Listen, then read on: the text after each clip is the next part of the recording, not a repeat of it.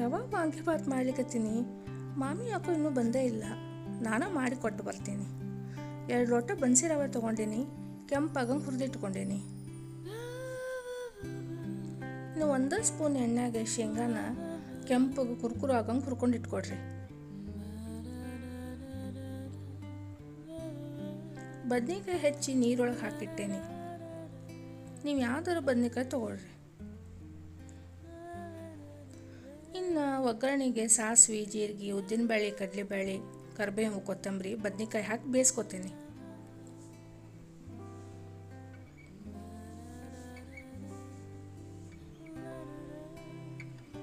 ಬದ್ನಿಕಾಯಿ ಅರ್ಧ ಬೆಂದಾವು. ಈಗ ಅರಿಶಿನ, ವಾಂಗಿಬಾತ್ ಪುಡಿ, ಹುಣಸೆಹಣ್ಣು ರಸ, ಬೆಲ್ಲ, ಉಪ್ಪು ಇಷ್ಟು ಹಾಕಿ ಇನ್ನೊಂದು ಅರ್ಧ ಬೇಯಿಸ್ಕೊತೀನಿ.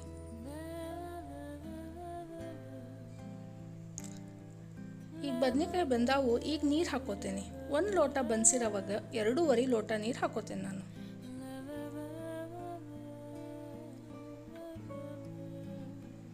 ನೀರು ಮಸ್ತ್ ಕುದಿಲಿಕ್ಕತ್ತದ. ಈಗ ಹುರಿದಿದ್ದು ರವೆ ಹಾಕ್ಕೊಂಡು ಮುಚ್ಚಿಟ್ರೆ ರವೆ ವಾಂಗಿಬಾತ್ ರೆಡಿ.